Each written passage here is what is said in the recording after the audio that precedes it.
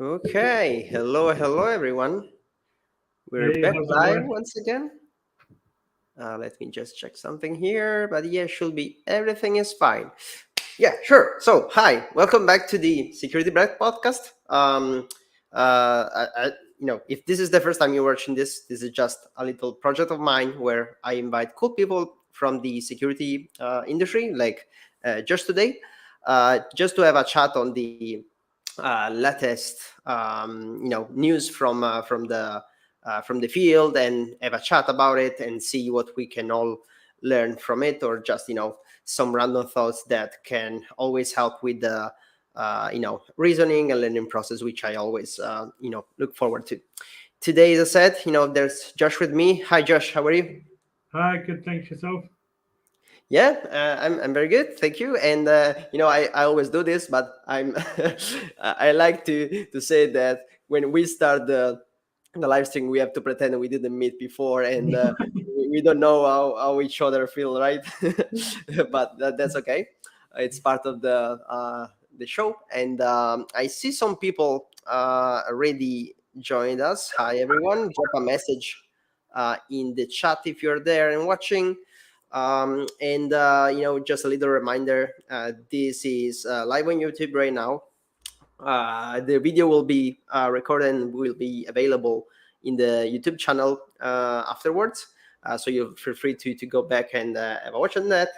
And also, the audio will be uploaded on the most common podcast platforms like Spotify or Apple Podcast or whatever. So if you prefer audio only, maybe just go check out on those platforms as well. And of course, if you are going to enjoy the episode, consider subscribing, hitting the like button. Maybe most importantly, leave us a comment so we can all have a conversation all together, and we can also learn from you that are watching us. So before we go into the format, I just have some announcement to say. If you watched the previous episodes, and if you didn't, you can always go back and have a look at those. We run we run a giveaway we're giving away 3 copies of the Art of Deception book from Kevin Mitnick. That's a cool one, at least for me. And some people actually participated, and I'm gonna drop in the chat the names of the 3 lucky winners, and I'm gonna ask you, if you're watching or if you're gonna watch this, to just send an email to the email address you can find in the video description with your address, so I can send you the book, and just a proof that you are actually you and that you are the one that sent the message in the description. So I'm gonna post the 3 names in the live chat, but I'm also gonna post those in the video description afterwards. So those names are Cyber Demo, Goldkind Marion, and Mr. Professor KP7DP. And I hate you all for using such complicated nicknames, by the way. Okay. Just give me a second so I can write those usernames down, and I'll be there. Anyway, once again, I'm gonna write those in the description of the video so we are all sure about who I'm talking about. So, congratulations to all of the people that won the giveaway. We're gonna do more in the future. So just, keep in touch so you can participate to the next ones. Now, let's go to this this evening episode, at least for us, in this part of the ocean. So, Josh, do you want to briefly introduce yourself to the people that don't know you yet? Great. Yeah. Firstly, congratulations to everyone on winning, and thank you for having me on today's episode. So my name is Josh. You can find me on LinkedIn as Joshua David. So I grew up in Australia and graduated from uni with a degree in security and intelligence. From that, I worked for the police for several years in an intelligence role before moving to England, where I now work in threat intelligence, focused on cyber threat intelligence. And since finishing uni, I've kind of tailored my work towards cyber threat intelligence and started to narrow it down to that niche. I say it's a niche, it's growing quite big now with what's going on in the world. So, yeah, it's an interesting field to be in. Yeah, definitely interesting one. I mean, it's not my own field, but I'm always looking forward to exchange some information with people that are not working my same field, right? Because that's where I'm gonna learn the most, I think. Because of course you have a different background, you are doing on a daily basis different activities than what I'm doing. That I work in detection and response, by the way. So I'm definitely gonna complement my own knowledge with yours during a conversation like this. And this is, I always say this, but this is basically the main goal and objective of this project. I'm sorry for you watching this, but this is first of all for me, for myself to learn a little more, and just to force myself to go reading those news. By the way, because it's something that I know I should do pretty much every week, but it's kind of hard when you have to work, you have a social life, and everything else. So Yeah, this is just definitely. a nice way to force myself. By the way, Yeah, and um, I think that's the best thing with cybersecurity as well, is that there's so many different fields you can go into. right? And you can, especially with platforms like LinkedIn now, Twitter, we can connect with each other, see what the other person is doing. If we like that, we can try and go down that path, or we can learn from each other in different ways. So they definitely all complement each other, but there's definitely a lot to learn across the different areas as well. So yeah, it's great to Absolutely. catch up like this. Absolutely, completely agree with that. And I'm sure that our own conversation will be definitely hitting that point in there. So this is the idea. I'm gonna share my screen in a second, and I'm going to introduce the first news of today. After that, we're gonna say what me, Josh, and hopefully someone from the from the people in the chat what we think about it. So the first one, someone can probably object it's really a security news, but I have some interesting thoughts about it and why it's let's say security related. Of course, this is gonna be pretty well known for the U.S. people watching this.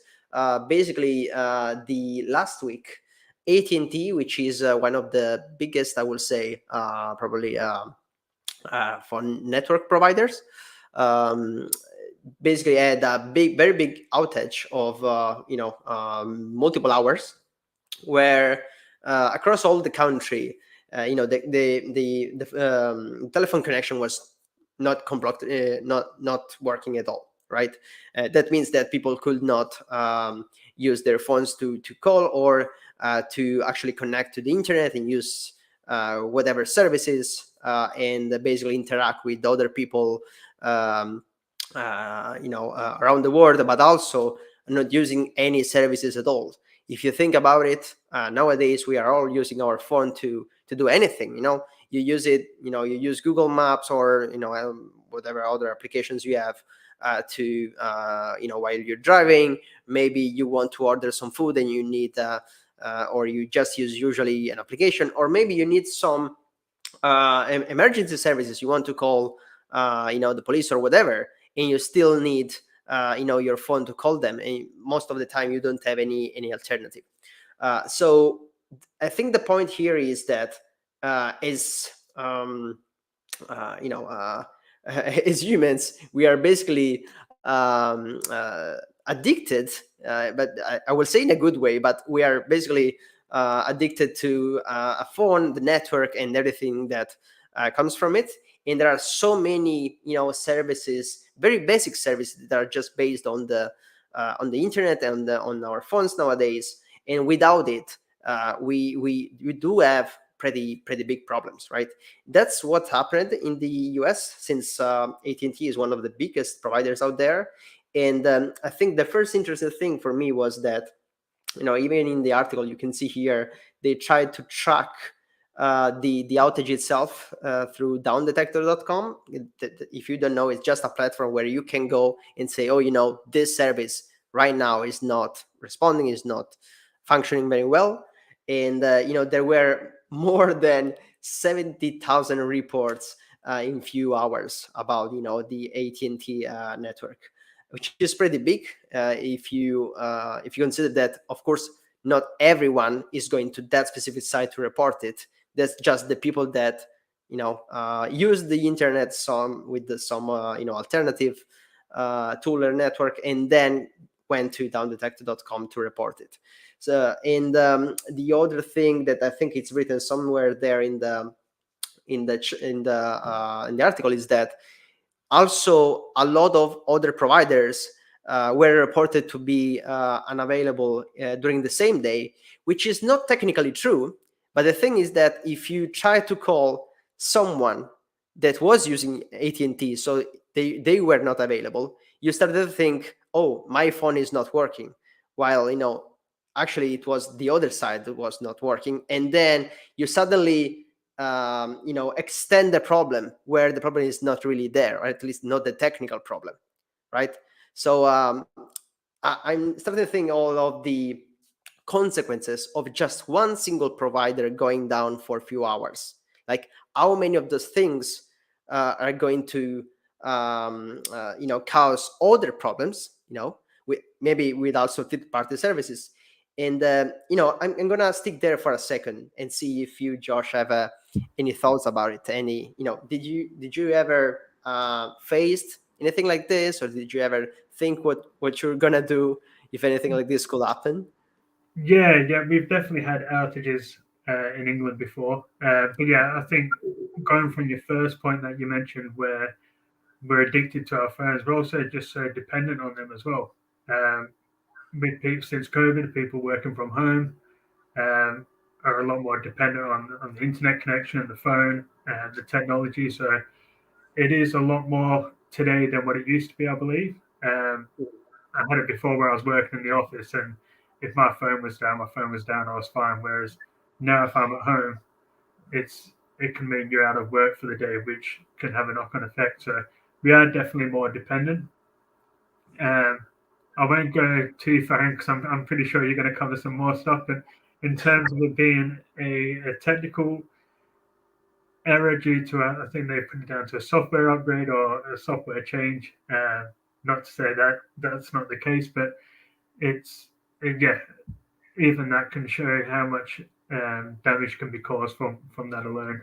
Um, I know it was affected so many customers in America. I read reports that it extended to Canada as well.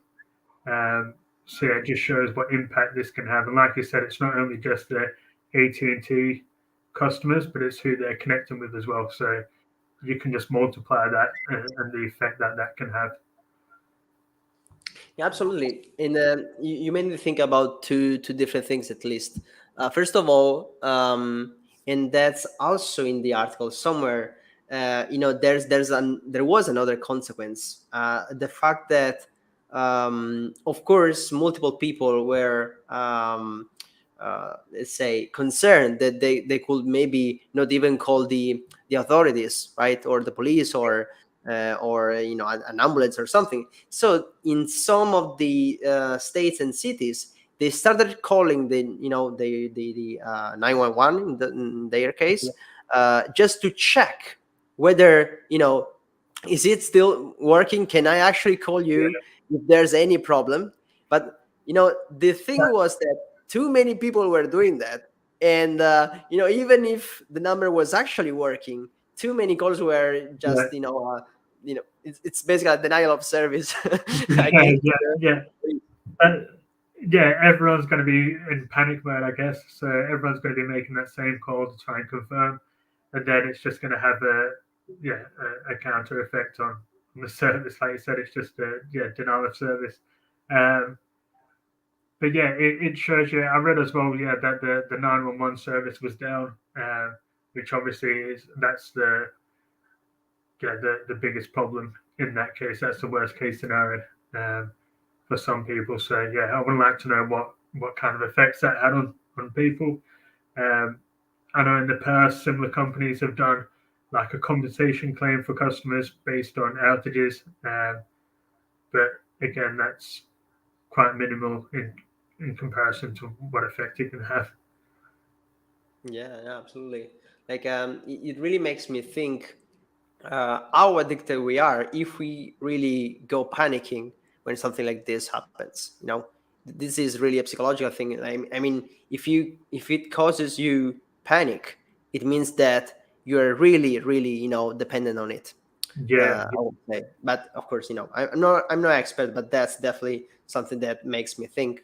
Um, and the other thing, and actually the reason why I decided to take this as one of the article, is that you know especially just reading on social media, and all the reports and all of the complaints of the customers of AT&T. yeah, The thing was that so many people started to think, oh, someone is attacking the AT&T network, and that's the reason why it's down. I think there is this general association that everyone nowadays is doing. When service is down, it means that the hackers, or anyone is attacking the company, and then it's even they make it bigger and worse than maybe yeah, it actually is, right? And I think this is both the case inside our industry, right, and outside as well, maybe for different reasons. But I think it happens a lot. Maybe us, first of all, because we are always looking for the next big breach, and all of the experts maybe in the social media want to say their words about it, or just to sell their services to the company that is affected as well, which is one of the cases. And on the other end, I think the people outside the industry are so dependent on the news that they read, right? And when you do not know really how IT works in general, our information technology systems work, and the fact that they can have problems outside a cyber attack, Yeah, you just do the association. Okay, if my phone is not working, then it's been the hackers for some reasons, whatever the hackers are in yeah, that case. yeah, definitely. And I made that mistake earlier on actually when we were discussing it, saying that it was down to a technical issue, and what if it wasn't? But it can so easily spread as soon as that bit of misinformation goes out about what's actually happened. With the platforms we've got, it can just spread, and you're exactly right. Everyone kind of assumes that it's a cyber attack straight away, just because it's becoming so common now, that people just default to the worst case scenario. Which again, it's the news, the media, we all follow it. We all, even if you don't follow it, it finds its way in front of you. So um, there definitely can be technical. Uh, so we've got a comment in there as well. There definitely can be technical problems, especially with companies this size as well. People think that, because they're the biggest company, that they're going to have the best services and no problems, but they're also handling the most calls, the most information, the most customers, the most staff. So the bigger also comes with problems as well. So Yeah, that's so true. And actually, I think it's fits very well. A question that we have from the chat. This is from Andy. Hi, Andy, and thank you for your question. Um, you know, they are asking, what would you comment to the they are talking about the US specifically, but I think it's something that can rather affect any country. Um, they say, allowing AT&T to operate at such a huge market share when considered the essential services they provide and lack of contingency. I think this is a very, very big topic. I'm going to remove the comment just because it's so big in the screen. But thank you, Andy, for that.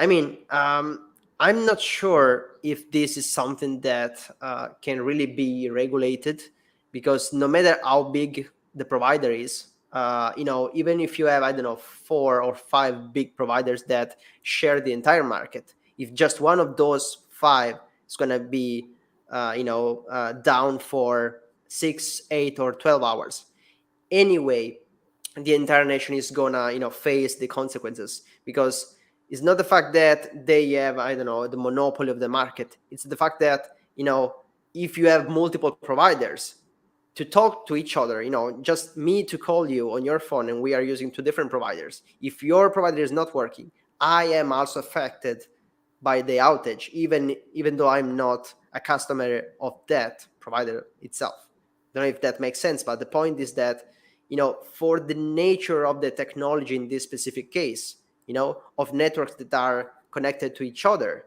if just one of the network, no matter how big, no matter how large is their market share, I think personally, right? Of course, this is a personal opinion, but that is going to affect a multitude of people anyway. I mean, we could probably complain that they really took a long time to fix the problem. It was a very big problem, right? Something that last 1 hour, it's kind of okay, but half a day or an entire day, it's pretty big. But I don't think it's related to how large is their market share.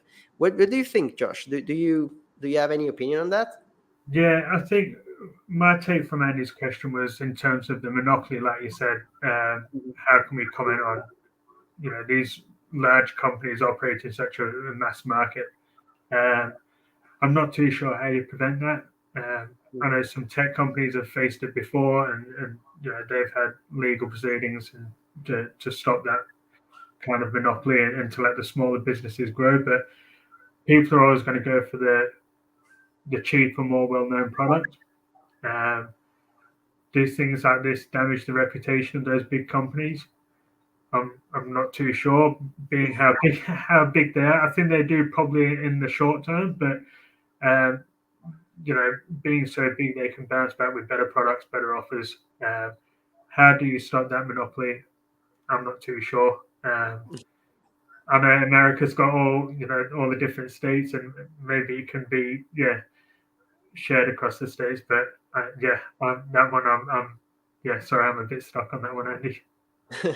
I mean, it's definitely a difficult topic, and I don't think we're gonna find the answer tonight. But um, I mean, I think it's definitely an interesting question. It's definitely an interesting topic, and but still, I'm not sure that even if we can find, let's say, a solution to limit, the market share of a company, I don't think, and that's once again my personal opinion, that that's gonna fix the kind of consequences of a problem like this. Of course, there are other problems related to a monopoly of the market, but I don't think this is just the context where we are focused on today. Um, so I think I just have a last little thing before we jump to the next news, which is, do you think the people outside the industry, so not people in IT or people in security, is actually starting to have some sort of how can I call this, like a fear of a nation state attack or something? And I'm asking this because I started to see like multiple movies or TV series where they take this kind of context where you're just a guy walking in the streets, and suddenly and a different country attacks yours, and there's the apocalypse or something, right?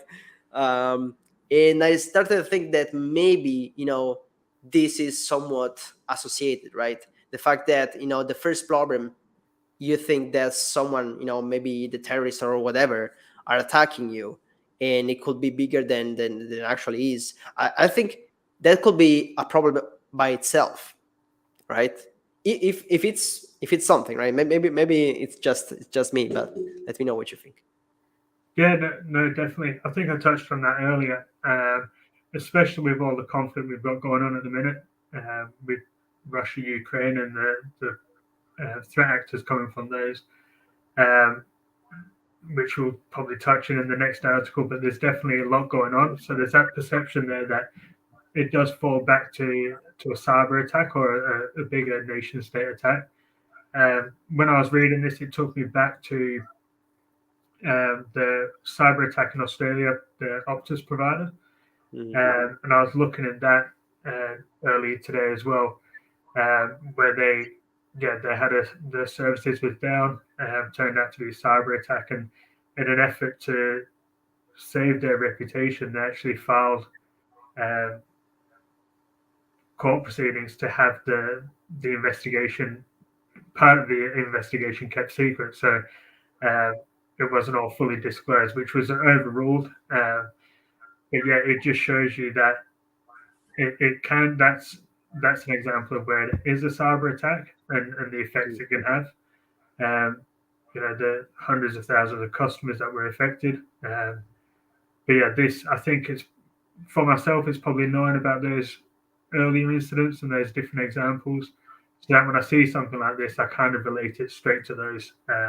So yeah, again, I'm not sure if that's because the industry we're working in and that's the stuff we follow, but I think it is becoming a lot more in your face and a lot more common.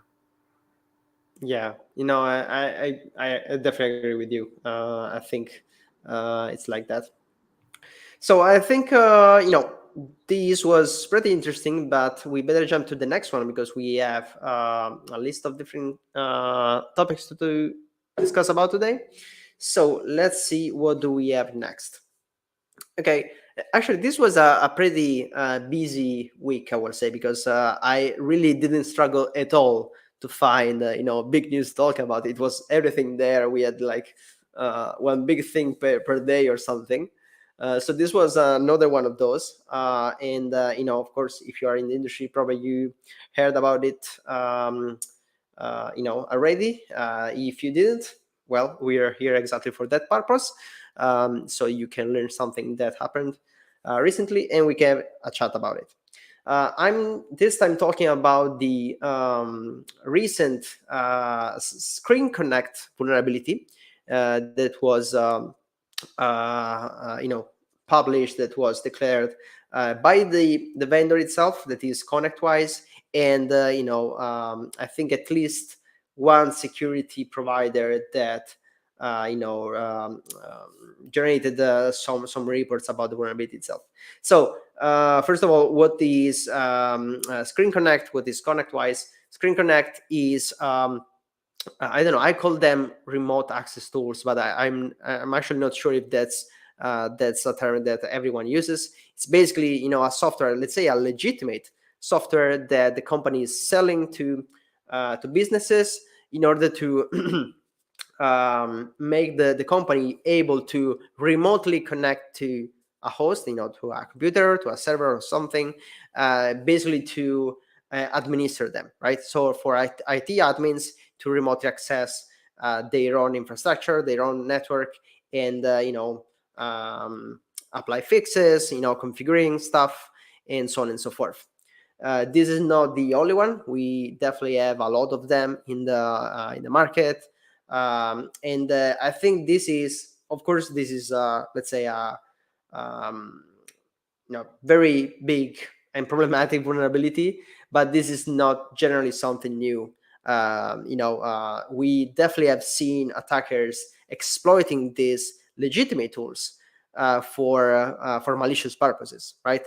And it's so convenient for them because if you can access this kind of technology, as a consequence, you directly have access to a lot of, if not all of the hosts in the network of their target, right? Just because it's already there, it's meant to be there and to have access to all of the hosts and to give you all of the possible power on their hosts, right? So the thing is that that technology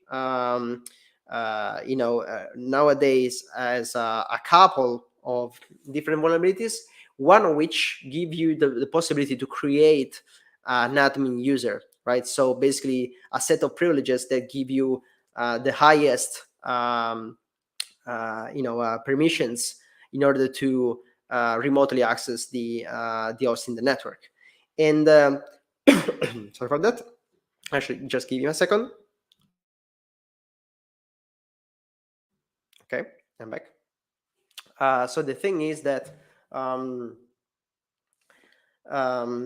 having that kind of privileges grants you the possibility to. Oh, just give me a second.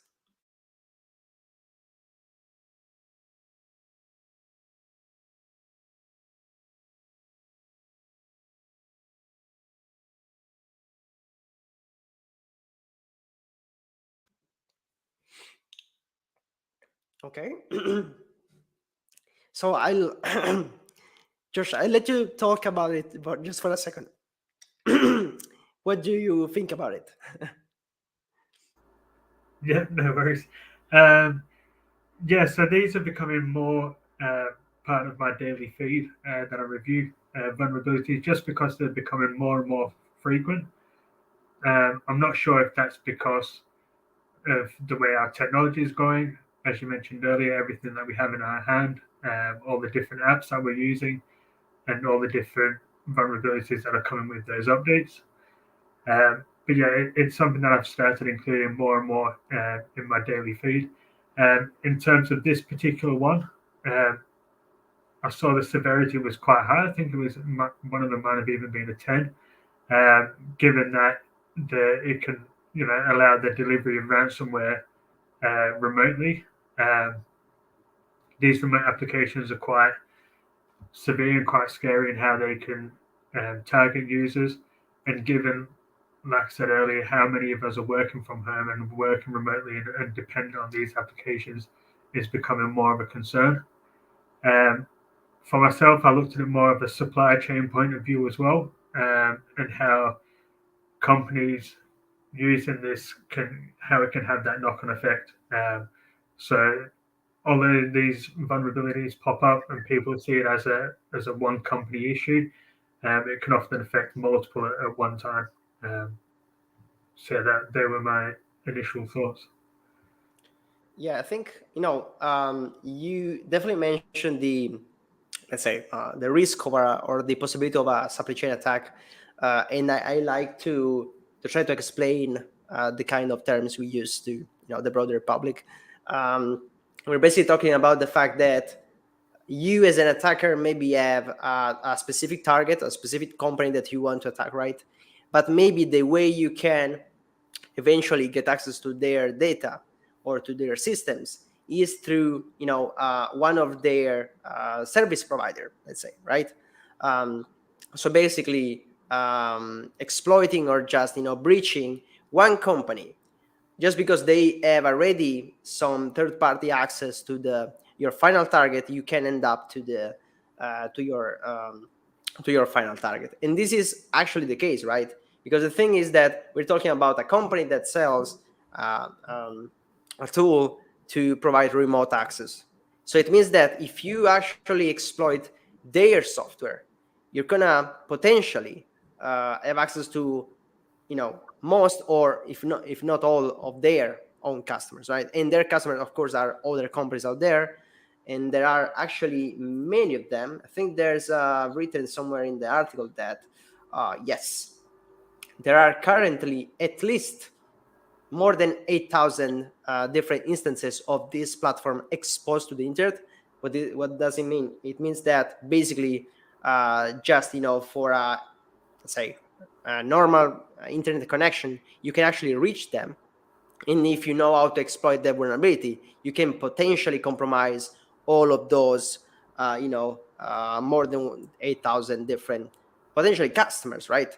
Maybe I don't know, there could be one customer that has more than one platform for some reason, but definitely they could be hundreds if not thousands of different companies out there that can be breach exploiting this vulnerability, which is pretty big, right?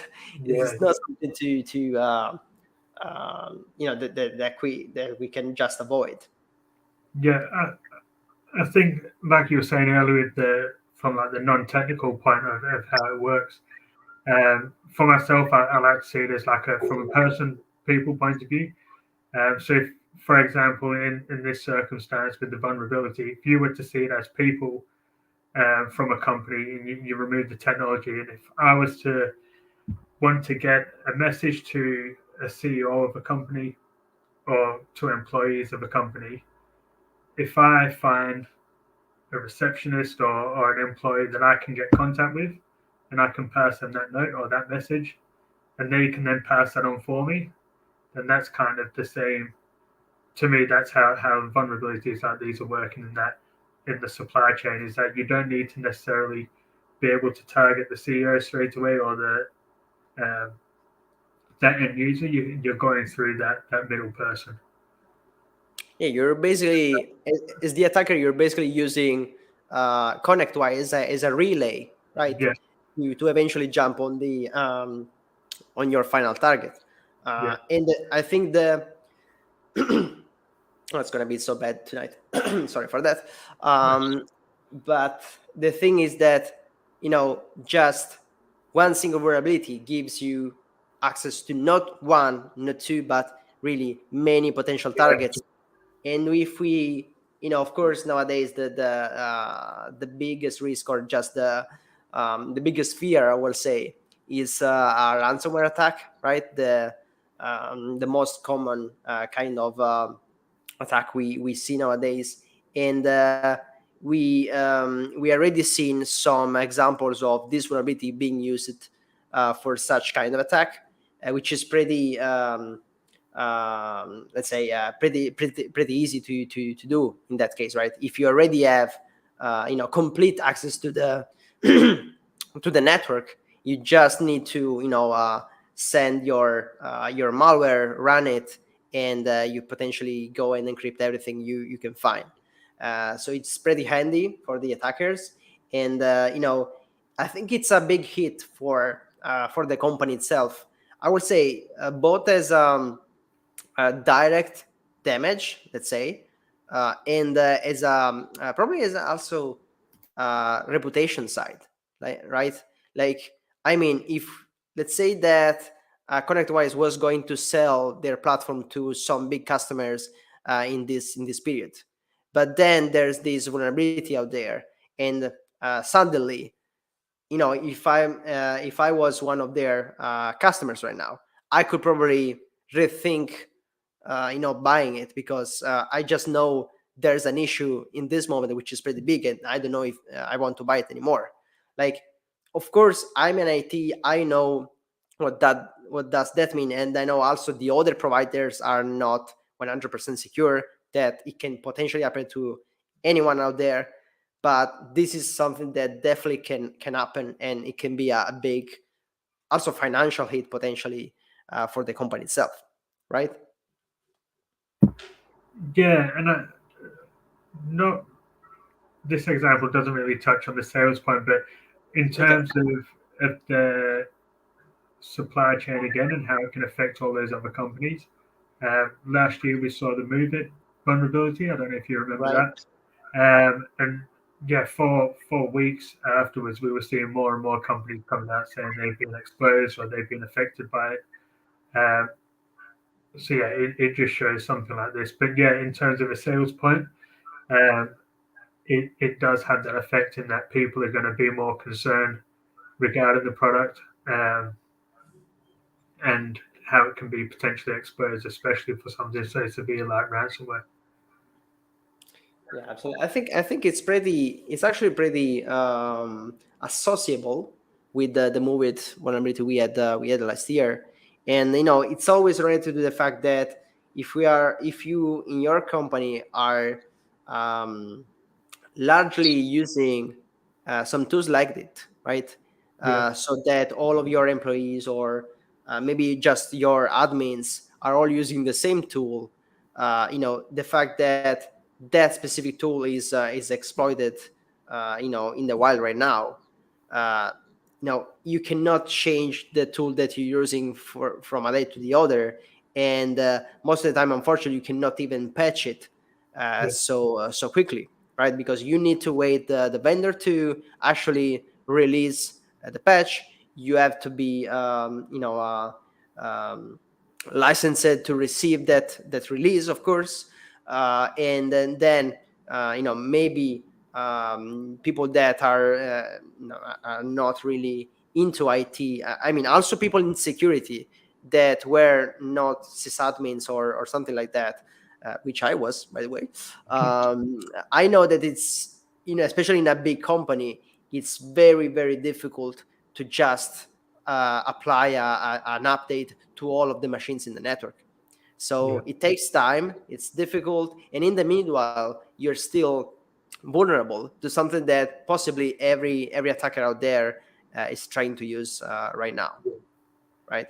yeah. And I think that's the thing. You're almost like a sitting duck, really. Yeah, all these news articles are putting the target on those companies that are using that piece of software, and then in the meantime, you're waiting to patch your system. Whilst this keeps getting spread, the word keeps getting spread that this is a vulnerability that can be exposed through X, Y, and Z. So Yeah. it's a very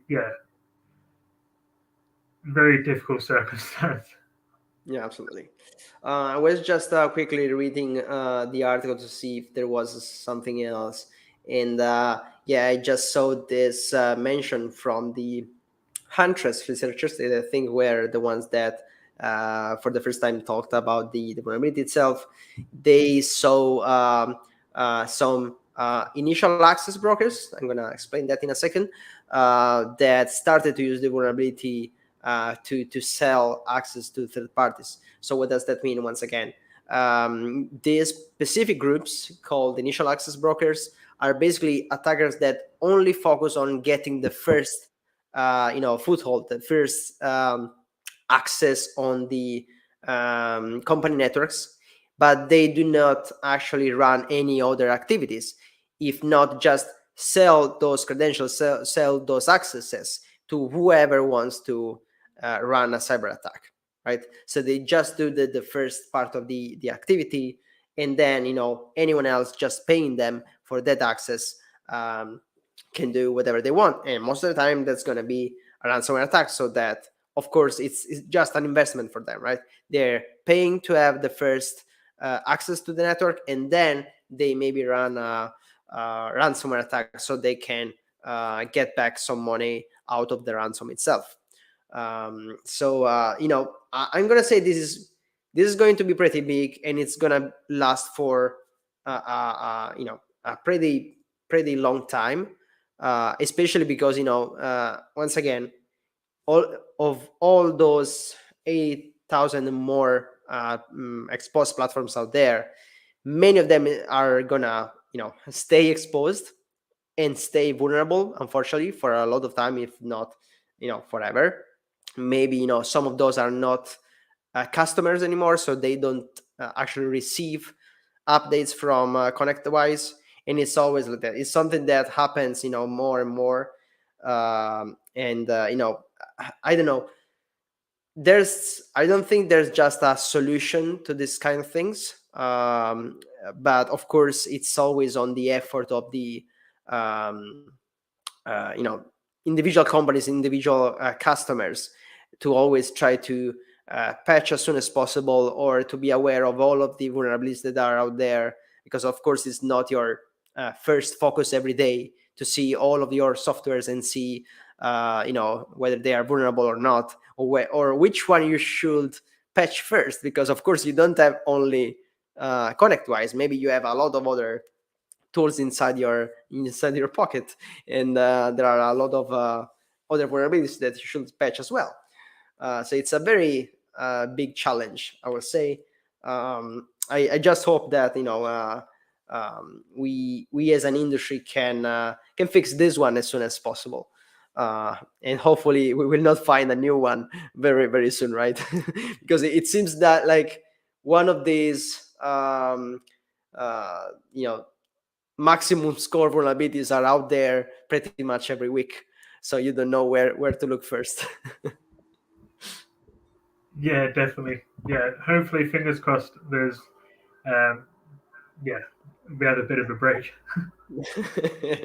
Yeah, let's hope so.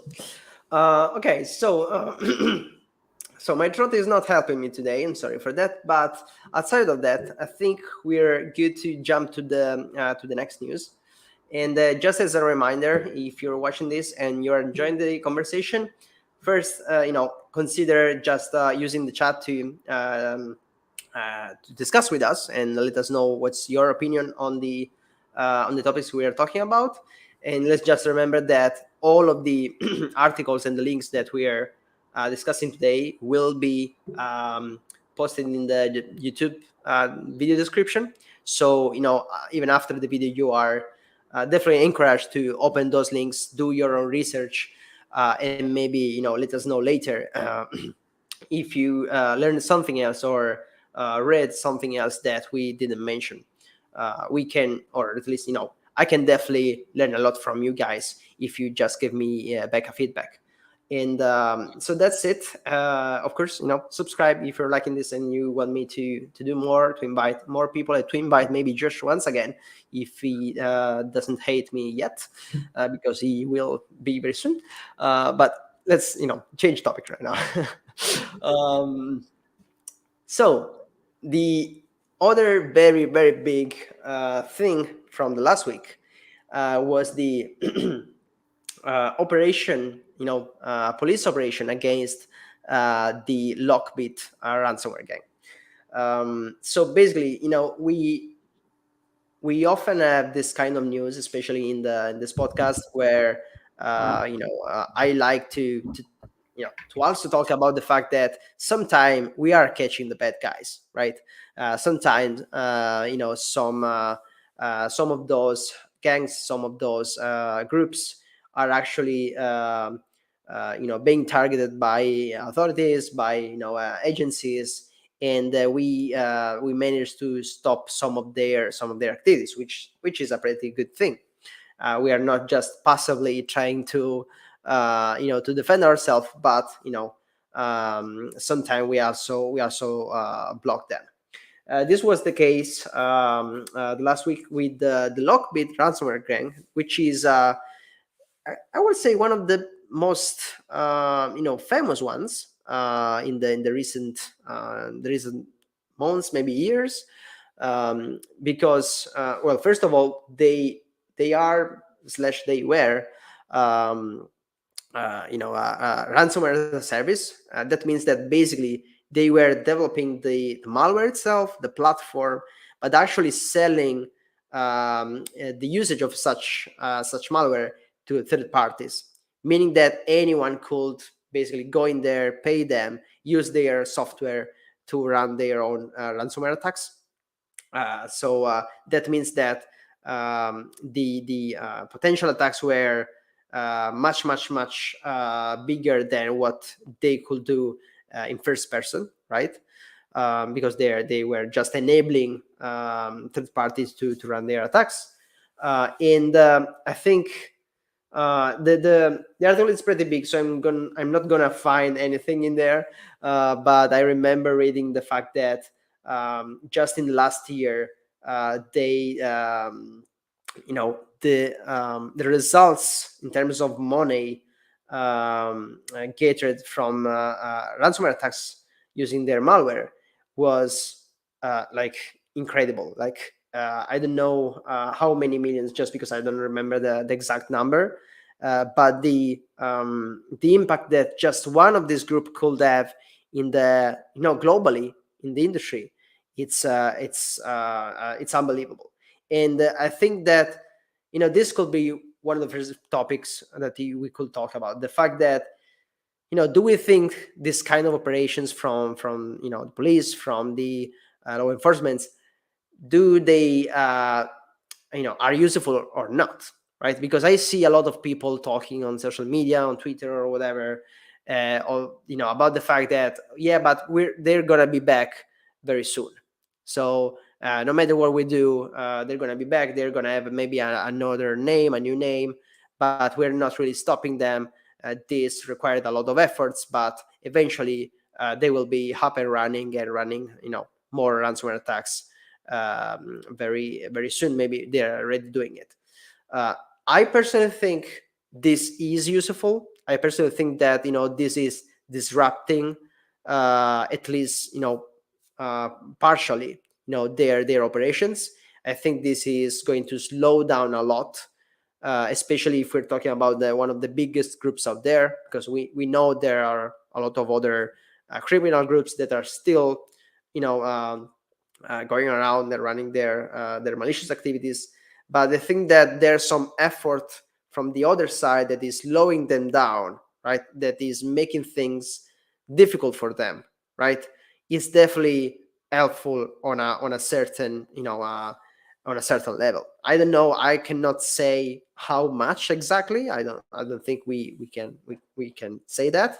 But I don't think it's useless, at least, right?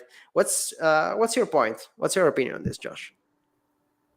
Yeah, so I had a day off when this was announced, so I came Oh, back okay. the following day. But I know the Alf V, I don't know if I'm pronouncing that right, but they were taken down last year. Again, they bounced straight back. But I think it's definitely a good thing. I think it does definitely slow them down, and it is what I see acting as a deterrent for other people or maybe other groups that are, um, conducting similar operations to LockBit. For myself, the first thing I took from it was the cooperation by the different law enforcement agencies. Coming from a policing background, I know it's not easy for different agencies to work together, especially when they're working overseas as well. So I think they mentioned US and England, Germany, um, all working together, and more countries as well. So that's hard because everyone has their own different policies and procedures in place. Um, People typically aren't willing to share information with anybody else unless they're going to get something back. So it's usually a bit of a standoff between who's giving the first bit of intel before getting anything that they can use themselves. Um, on top of that, you also have operating in different time zones and different uh, regions, and how you share that intel without that becoming compromised as well. So yeah, the cooperation for me, I think it's great to see. I know LinkedIn and all other cybersecurity forums yeah were jumping up with the success from it. But it's for me initially it was a corporation that I saw, and understanding how difficult that is. It's not just a simple thing of making a phone call, sending an email in order to initiate that. Um, LockBit would be moving at a very, very quick pace. And then you've got law enforcement trying to sort out that corporation and catch up as well. So that was the first thing that stood out for me. I think that's actually a very interesting topic, right? Because of course, if you're not part of any law enforcement or government agency, you don't know how these things work. Maybe you watch some movies or something, but it's different for compared to what really is.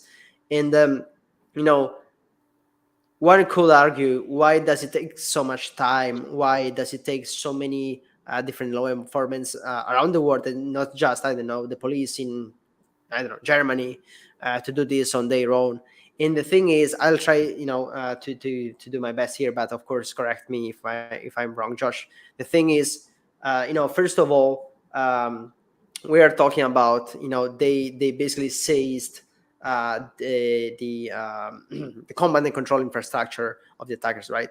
That same infrastructure is not going to be localized in a specific place. It's going to be maybe in different regions, parts in a country, parts in another country.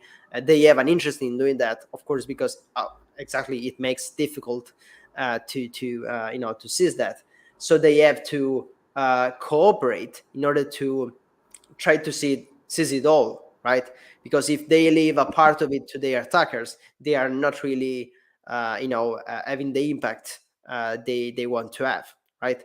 And then we of course have also members of the group that are living in different countries.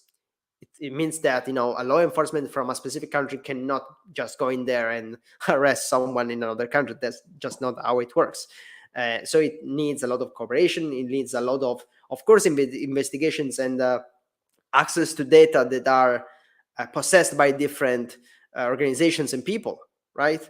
And just as you said, just sharing that information between different countries is something that is it's very tricky. It's very difficult. Requires a lot of I would say bureaucracy, probably also, and it's just not simple. And I think the last part is that when you want to actually run the operation itself, you need to be as sure as possible that you are doing it all at the same time, because otherwise you are actually letting them know you're attacking them, right?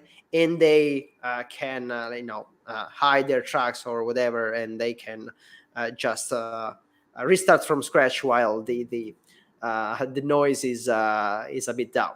Does it, like, did I say something Yeah, wrong? no, I think that's spot on. Like you just mentioned, then you've got to make sure that everyone's allowed to make the arrest or seizure at the same time. If if one law enforcement agency is ready to go but the others aren't, um, they could blow the whole operation. So they could spook someone, they could shut down the other parts of the organization. It wouldn't be as successful as carrying it out as a coordinated effort at the same time. But then at the same time, the more you're hanging around to do that, LockBit could be changing their tactics and changing how they're doing things and shifting things around. So, yeah, so it's timing and cooperation, and there's a lot that goes into it. I think another big part is if you look at the motivations for both sides as well. Uh, I think that's for me that what shows how successful it's been. So if you look at your typical police force or law enforcement agency, typically they've got their team might be made up of graduates or mid-level analysts, and then typically they'd be reporting to a police officer that might not have a strong cyber background or might have a strong cyber background, but typically not. That has just been in the job for quite some time, can conduct a thorough investigation and and planning and everything else. But they're then going up against LockBit, who are purely cyber focused, who are working around the clock, don't have a typical 9 to 5 or shift pattern, that are working around the clock. And then you've got uh, like the motivations for LockBit might be financial, like you mentioned earlier, that the amount of money they're gaining from these operations. I think I saw reports of 240 million dollars at one point. I think they conducted a ransomware operation for 60 million in just a single attack. So they're obviously looking at the rewards of potentially millions. And then you've got people working for the police force, not that this is a bad thing, but that are working on potentially 50, 60,000 yearly salary. So to I think it's a huge win when you've got, if you look at the both motivations, yeah, the law enforcement, they're motivated by doing the right thing, getting justice, but then you also have these ransomware groups that believe that what they're doing is to get justice, and they see that as a sense of justice, and then they're also getting this massive amounts of publicity and media attention. Whereas, yeah, so for me, when I sit there and I look at them both, I think it's a massive win for law enforcement, given that typically they can sometimes be under resourced. The workers can be, working a typical shift pattern, and then you've got a ransomware gang that's got millions of dollars working around the clock. It's yeah.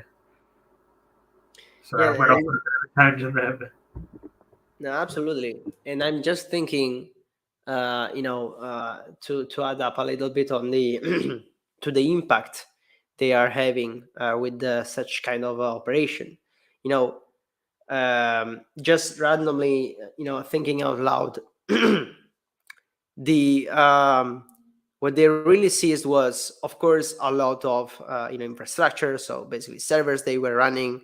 So it means that that's stuff that they cannot use anymore. And if they have to redo it once again, they need to find out maybe other providers, or they need to buy the hardware themselves. So it needs a lot of efforts to rebuild the infrastructure from scratch. They add access to the actual source code of their platform and their malware. That means that from now on they can also pretty easily find a way to relatively easily, I would say, find a way to decrypt whoever is going to be hit by this same malware, which is a lot, in terms of impact, of a beneficial impact of this operation. This is a lot of money that they have stolen through the um, through the ransoms, right? So that means also that possibly someday, with a lot of bureaucracy and everything, some of those money could be potentially redistributed, or just given back to the organization that were stolen from. And of course, some of those people were just arrested. So of course, those people are not going to, those same people are not going to run the same activities. And all of those, little things all together, of course, they're going to have, I think, a very big impact. Or I'm actually forgot to mention the fact that, uh, everyone is doing that, but of course also LockBit, it's not only running ransomwares, but also stealing data, so that they can use it as a leverage to convince you to pay the ransom. And of course, we said this many times, but the point is that even if you pay the ransom during a ransomware attack, no one is giving you any you know can grant you for sure that they are gonna delete the data. Most of the time, the data is gonna be there, it's gonna be on their servers, and the fact that they seize those servers with all of the data inside, it means that maybe from now on they cannot really publish it anymore, right? So this is where the organization can really feel a little safer than before, compared to when they paid the ransom, at least in my opinion. Yeah, definitely. There's no guarantees in terms of paying a ransomware payment. There's with with an operation like this, uh, yeah, you're a lot more guaranteed that that information is seized and going to be deleted, or isn't going to be passed on any further. But yeah, you hear about things all the time of these demands, and they paid it, they've made the met the demand, and then it's all of a sudden it's either leaked or it pops back up again for sale. So Yeah, definitely. So I think I mean this was probably one of my favorite news for tonight, but we need to jump to the very last one yeah, for this episode, and the one that I don't know if that's still clear, but I always use the last news as the name for the episode. Which I think it's something cool. Maybe it is it's not really, but anyway, I'm gonna do it. That's my project. So ah, just shut up. Uh, this last news, I didn't see it really shared too much. Probably because we had too many news, too many big things in the last week. But I think it's pretty big as well. So basically, what happened is that on a GitHub repository, so something that is it's open to anyone that is finding it. It was shared some data that um, is related, and it's referring to a Chinese cybersecurity company that have a very strong relation apparently with the Chinese government and with the let's say espionage related activities that the Chinese government is running. So it's I mean, it's a pretty big data lake. It's containing a lot of internal conversations between employees, between the who runs the company and other founders, and so on and so forth. And it's basically leaking a lot about their internal activities. And since, of course, as a society, I will say we don't get very often a lot of information regarding what happens in China specifically because of how they handle their part of the internet there. This is a lot of information that can be used in definitely many ways. Um, and I thought very interesting, and maybe this is clear for someone, and but I bet that for a lot of people out there it's not very clear, the fact that what we usually call APT, right? So advanced persistent threat, or basically those attacker groups that are state sponsored, that are very highly motivated, that have very high resources to invest in an attack. That means that they are very effective when they do one of those. Most of the time, I will probably expect they are basically legitimate companies that are working with their governments, right? Um, Either it's that's the case, or the government itself as an internal agency, or an internal unit that is doing that. But I will bet that many countries out there are basically outsourcing that kind of work to someone which is already skilled, already knowledgeable about this kind of this kind of stuff, right? Just because it's much easier to outsource instead of building the kind of capabilities internally. Of course, it depends on the different kind of countries.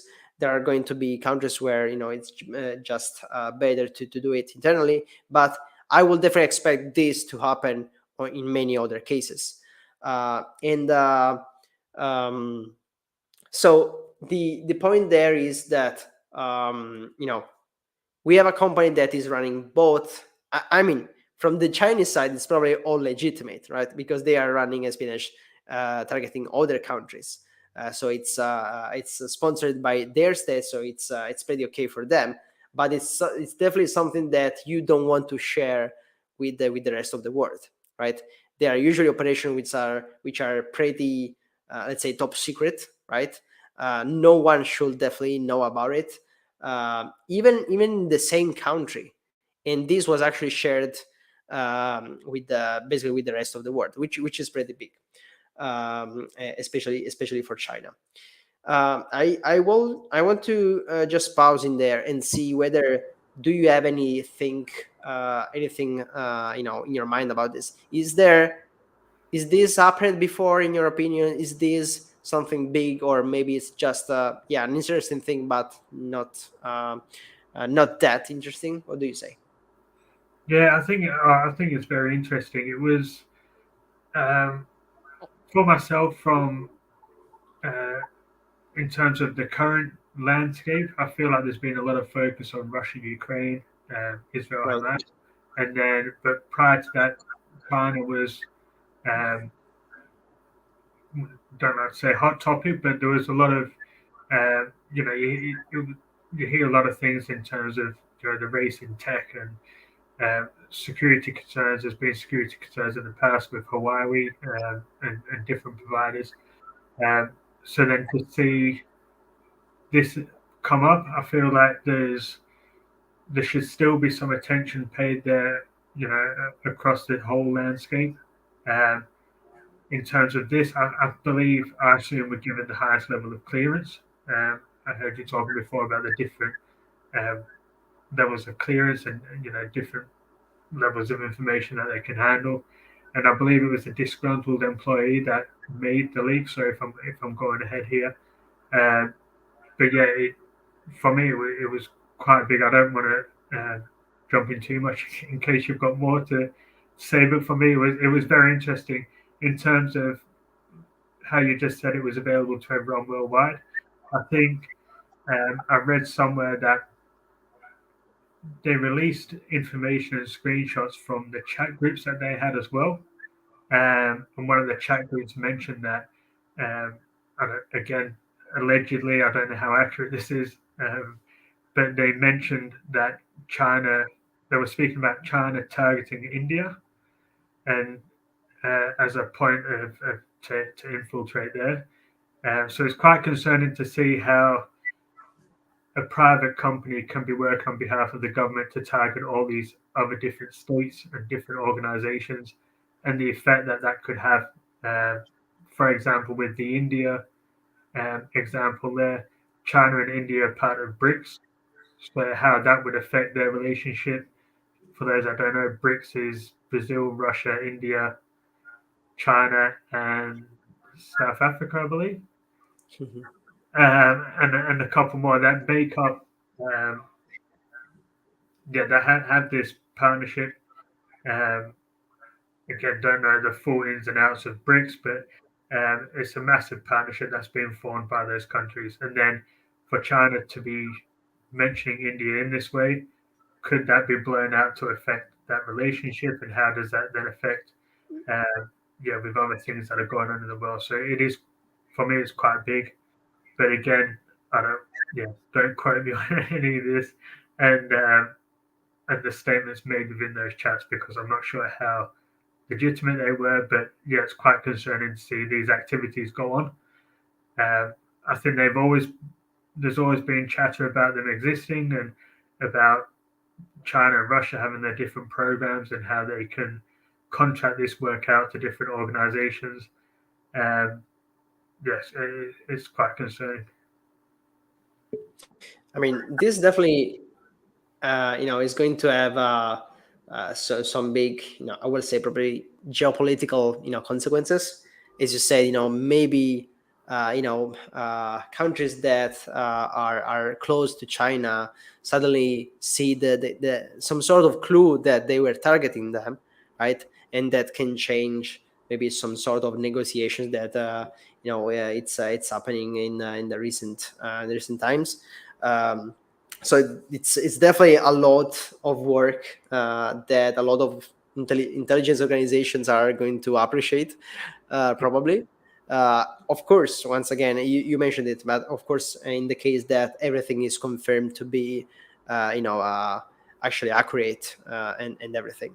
Um, one thing that is very interesting to me is the fact that in the article there's a researcher just analyzing how the leak happened, and the fact that for them it's pretty clear that the thing was planned, right, across a certain amount of time, since there is a lot of data contained in the data lake, something that you don't really gather in a small amount of time.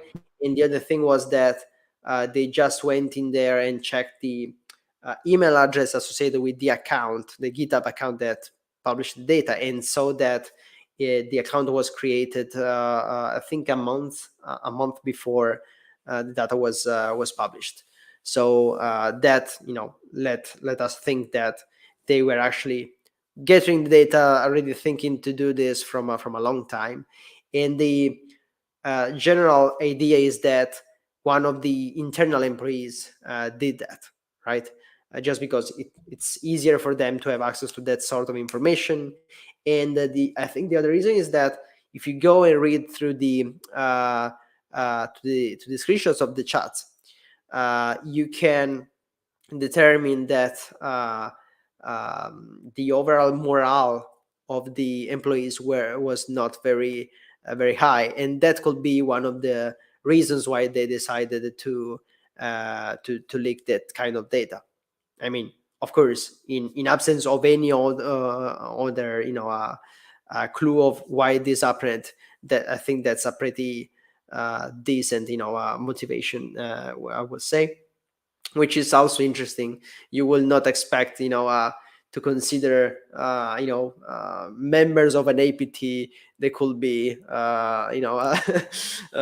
just feeling mad because of their work, because they're working too many hours, or just they are not paid very well. I think there's this general idea that APTs are just highly skilled, highly paid, always on the over the top players, which apparently in this case it's not, because there's also some conversation between the founders about struggling to find new people to hire, to sell more and to provide more services. So it's just another company, right?